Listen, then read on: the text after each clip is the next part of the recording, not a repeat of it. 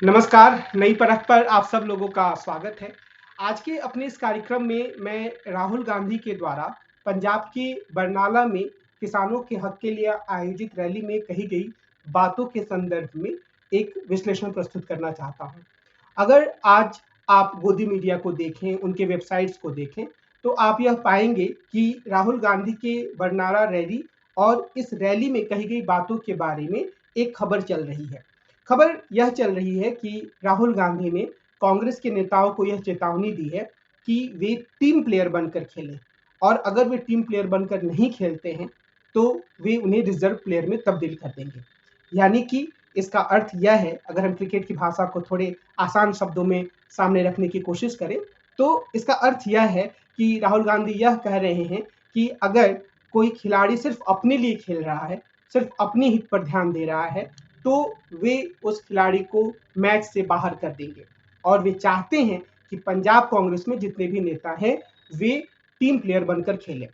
ठीक है, ये अच्छी बात है जो राहुल गांधी ने कही और इस बात का अपना महत्व है जिसके बारे में आगे मैं थोड़ी विस्तार से आपसे बातचीत करूंगा। लेकिन राहुल गांधी ने कई अन्य प्रमुख बातें कही। राहुल गांधी जिस तरीके से किसानों की महापंचायत या रैली को लगातार आयोजित कर रहे हैं कांग्रेस पार्टी के बैनर के तले, उसे संबोधित कर रहे हैं, उसमें वे यूएस के साथ भारत की जो डील हुई है या होने वाली है, जिसका कि पूरा मसौदा अभी सामने नहीं आया है, उसमें जो संभावित खतरे हैं किसानों के हितों को लेकर, उसे लेकर या उस संदर्भ में लगातार एक जागरूकता लाने की कोशिश कर रहे हैं, एक राजनीतिक गोलबंदी करने की कोशिश कर रहे हैं। आप सब यह जानते हैं कि बजट सत्र के दौरान ही बजट पेश होने के तकरीबन 1 या 2 दिन के भीतर इस तरह की डील की घोषणा अमेरिका के राष्ट्रपति ने अपने सोशल मीडिया अकाउंट से की और उसके बाद भारत में भी उसका जश्न मनाया गया। प्रधानमंत्री को बाकायदे फूल माला पहनाकर बधाई दी गई कि उन्होंने बहुत अच्छा डील कर लिया है। लेकिन राहुल गांधी ने संसद में अपने दिए संबोधन में सरकार की बखिया उधेड़ दी और यह बताया कि यह जो डील है उसमें किसानों के हितों को पूरी तरीके से कुर्बान कर दिया गया है और भारत के किसान एक तरीके से संयुक्त राज्य अमेरिका के सामने पूरी तरीके से घुटने टेक देने की स्थिति में आ गए हैं, क्योंकि संयुक्त राज्य अमेरिका का जब खाद्यान्न यहाँ पर आएगा तो निश्चित रूप से हमारे किसानों के हितों को काफी नुकसान पहुंचेगा। हालांकि सरकार की तरफ से यह कहा गया कि इस तरह की बातें साफ तौर पर अभी डील में नहीं है और जो भी चीजें हैं उसमें किसानों के हितों को सुरक्षित रखा जाएगा। लेकिन राहुल गांधी ने संसद में अपने संबोधन के बाद इस मुद्दे पर लगातार गोलबंदी करनी जारी रखी।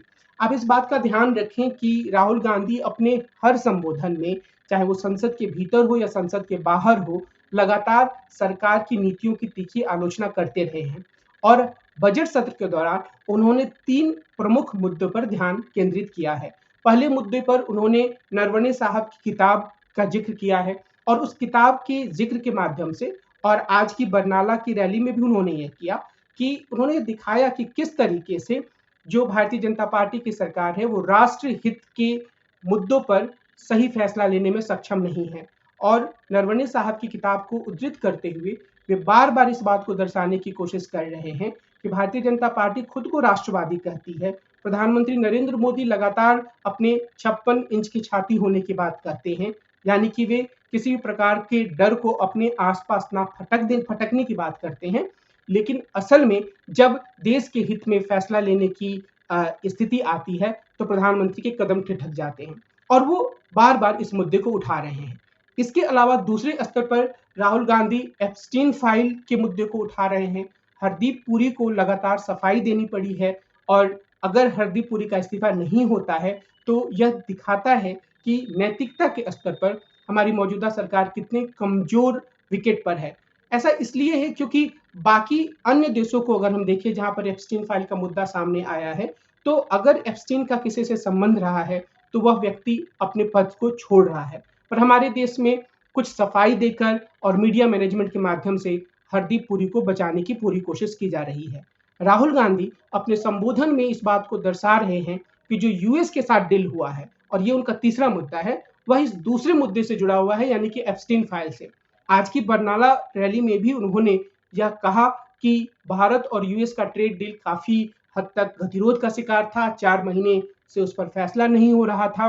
अधिकारीगण यह कह रहे थे परोक्ष रूप से, या फिर जो राहुल गांधी के पास खबरें पहुंच रही थी कि वे भारत के हितों के साथ समझौता नहीं करना चाह रहे हैं। लेकिन आखिरकार एक ही दिन में यह फैसला कैसे हो गया कि अमेरिका और भारत के बीच में ट्रेड डील होगा। राहुल गांधी के अनुसार इसके पीछे एप्स्टीन फाइल और जो अडानी का मसला है, यानी कि अडानी के खिलाफ जो केस अमेरिका में चल रहा है, उसने बड़ी महत्वपूर्ण भूमिका निभाई। तो इस तरह के तमाम मुद्दों को लेकर राहुल गांधी हर जगह एक माहौल बनाने की कोशिश कर रहे हैं और इसमें उन्हें काफी हद तक सफलता भी मिल रही है। और इस सफलता के कारण ही भारतीय जनता पार्टी के भीतर बेचैनी भी है। अब हम इस बात पर वापस आते हैं कि राहुल गांधी ने जो इतनी सारी बातें एक रैली में कही, उन बातों को गायब करके पूरी मीडिया में सिर्फ यह दिखाने की कोशिश की जा रही है कि पंजाब कांग्रेस के भीतर अंतरकलह है। उस अंतरकलह से राहुल गांधी चिंतित हैं और उसी चिंता के कारण उन्होंने यह कहा है कि सभी खिलाड़ी जो है वो टीम प्लेयर बनकर खेलें। पंजाब में या फिर देश के भीतर भी अन्य राज्यों में कांग्रेस के कई ऐसे नेता हैं जो टीम प्लेयर के रूप में खेलने में असमर्थ हैं और यह बीमारी कांग्रेस में काफी गहरी है। कई सारे नेता हैं जो अपना गुट बनाकर रखते हैं, कई सारे ऐसे नेता हैं जिन्हें यह लगता है कि उनका अपना व्यक्तित्व है और वे अलग अलग मुद्दों पर अपनी राय रखते हैं। निश्चित रूप से एक लोकतांत्रिक पार्टी में इसकी इजाजत होनी चाहिए, लेकिन जब पानी सिर के ऊपर चला जाए, जब इसका नुकसान संगठन को होने लगे, तो निश्चित रूप से केंद्रीय नेतृत्व का यह दायित्व बनता है कि वह खिलाड़ियों को, यानी कि नेताओं को यह साफ संदेश दे कि वे टीम प्लेयर के रूप में खेलें। और पंजाब में नवजोत सिंह सिद्धू के रूप में एक ऐसे नेता कांग्रेस में रहे हैं जो हर बात में सिर्फ अपनी बात करते थे और उन्हें यह लगता था कि वे अकेले दम पर बहुत सारी चीजें कर सकते हैं। तो इस लिहाज से राहुल गांधी के इस बयान को महत्वपूर्ण माना जाना चाहिए। लेकिन मुद्दा यहाँ पर यह भी है कि क्या इस तरह की जो बातें राहुल गांधी कई बार कहते हैं, उस पर वो काफी गहराई से एक इम्प्लीमेंटेशन वाली दिशा में जा पाते हैं। हाल फिलहाल के समय में ऐसा लगता है कि राहुल गांधी उस दिशा में काफी आगे बढ़े हैं। जो बुजुर्ग नेता हैं, उन्हें एक तरीके से उनकी उपेक्षा करके अगर वो कुछ अलग तरह के बयान देते भी हैं तो उस पर ध्यान ना देने की एक रणनीति कांग्रेस पार्टी ने अपनाई है। मणिशंकर अय्यर के बयान को हम इसी श्रेणी में रख सकते हैं। जो शशि थरूर जैसे नेता हैं, उनसे संवाद करने की नीति अपनाई गई है और उन्हें यह बताया गया है, उन्हें यह समझाया गया है कि यह कांग्रेस पार्टी और उनके दोनों के हित में है कि वे कांग्रेस पार्टी की लाइन को अपनी लाइन माने। हालांकि थरूर इसे कितने समय तक मानते हैं यह एक अलग मुद्दा है। तो यहाँ पर हम राहुल गांधी की एक और बदलती हुई विशेषज्ञता देख सकते हैं और वह विशेषज्ञता यह है कि पीछे के दौर पे वे आम तौर पर नेताओं को यह कहते हुए देखे जाते थे कि जिसे कांग्रेस पार्टी की विचारधारा में भरोसा है वो कांग्रेस पार्टी में रहे, बाकी लोगों के लिए दरवाजा खुला हुआ है, वे जाएं मौज मस्ती करें, सत्ता का लाभ लें। लेकिन हाल फिलहाल के समय में राहुल गांधी ने बहुत सारे नेताओं से संवाद करने की रणनीति भी अपनाई है, जो कि एक बेहतर रणनीति है। लेकिन इस बात को काफी सावधानी से, काफी ईमानदारी से लागू करने की जरूरत है कि जो लोग टीम प्लेयर नहीं हैं वे रिजर्व खिलाड़ी के रूप में बाहर बैठ जाएं। और दूसरी चीज जो राहुल गांधी बार बार कहते रहे हैं कि कांग्रेस पार्टी में कुछ दौड़ने वाले घोड़े हैं और कुछ बारात वाले घोड़े हैं और दोनों की भूमिका जो है वो सुनिश्चित होनी चाहिए। यानी कि जो बारात वाले घोड़े हैं उन्हें दौड़ने के काम में उस तरीके से आप नहीं लगा सकते हैं, उनकी भूमिका सीमित की जानी चाहिए। तो इस दिशा में भी राहुल गांधी काम करते हुए नजर आते हैं, हालांकि इस दिशा में और ज्यादा काम करने की आवश्यकता है। राहुल गांधी को लेकर जो आम प्रेक्षक हैं उनकी शिकायत शायद मुख्य रूप से यही रहती है कि वे लंबे समय तक मैदान में नहीं टिकते हैं। कई बार वो मुद्दों को आगे बढ़ाते हैं, लेकिन जब एक खासा जोर लगाने का वक्त होता है, यानी जब चुनाव का वक्त होता है, तो वो काफी हद तक अपने गतिविधियों को थोड़ी सीमित कर लेते हैं। जैसे बिहार चुनाव के समय इस तरह की चीजें देखने को मिली थी। तो इस संदर्भ में राहुल गांधी को खुद काफी काम करने की जरूरत है। लेकिन यह कहने के बाद मैं इस बात की तरफ भी आपका ध्यान दिलाना चाहता हूं कि जो चीज राहुल गांधी ने आज कही है वही प्रमुख बात नहीं थी जो उन्होंने बरनाला की रैली में कही। अगर बाकी सारी बातों को जो राहुल गांधी ने आज की रैली में कही मीडिया जगह नहीं दे रही है, तो इसका सीधा सा मतलब यह है कि ये सारी बातें नरेंद्र मोदी की सरकार के लिए चिंता का सबब है। जो मुद्दे राहुल गांधी उठा रहे हैं, वे मुद्दे ज्यादा दूर तक लोगों के पास ना जाएं, ज्यादा से ज्यादा लोग उसके बारे में ना जानें, इसकी कोशिश नरेंद्र मोदी की सरकार लगातार कर रही है। इसलिए आप ये देखेंगे कि राहुल गांधी की रैली होती है और जो यूट्यूब चैनल्स हैं जो कांग्रेस की विचारधारा के प्रति थोड़ी हमदर्दी रखते हैं, या खुद कांग्रेस का जो यूट्यूब चैनल है उसमें इन सब चीजों को दिखाया जाता है। पर जो मुख्य धारा की मीडिया है, चाहे वो इलेक्ट्रॉनिक मीडिया हो चाहे वो प्रिंट मीडिया हो, उसमें आमतौर पर राहुल गांधी के बयानों को खासा तवज्जो नहीं दिया जाता है, या फिर हम ये कह सकते हैं कि उनकी पूरी तरीके से उपेक्षा की जाती है। तो इस संदर्भ में भी हम आज के राहुल गांधी के इस पूरी रैली के कवरेज को देख सकते हैं।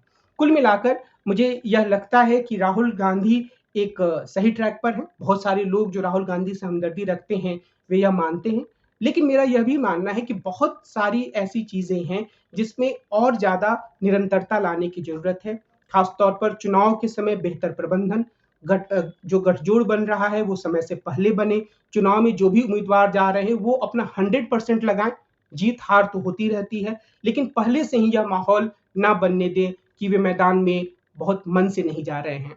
कई सारे इलाकों में कांग्रेस के उम्मीदवार ऐसा करते हुए नजर आए। मैं सिर्फ दिल्ली का उदाहरण लूंगा। जब दिल्ली में पिछला लोक विधानसभा चुनाव हुआ तो कुछ उम्मीदवार तो काफी दमखम के साथ मैदान में थे, हालांकि उन्हें भी यह एहसास था कि वे तीसरे नंबर पर हैं, लेकिन वो दमखम के साथ थे। लेकिन बहुत सारे दूसरे उम्मीदवार ऐसा लगा कि उन्हें सिर्फ कांग्रेस का टिकट मिल गया, उनके कुछ चेहरे दिख गए कुछ पोस्टर्स पे, पर वो चुनाव प्रचार करते हुए नहीं दिखे। ऐसा ही अनुभव अन्य राज्यों के बारे में भी सामने आया है। तो इस संदर्भ में भी राहुल गांधी को ज्यादा व्यवस्थित रूप से ध्यान देने की जरूरत है, और यह उम्मीद की जा सकती है कि विपक्ष के नेता अपने घर को ठीक करने पर और ज्यादा गहनता के साथ और ईमानदारी के साथ ध्यान देंगे।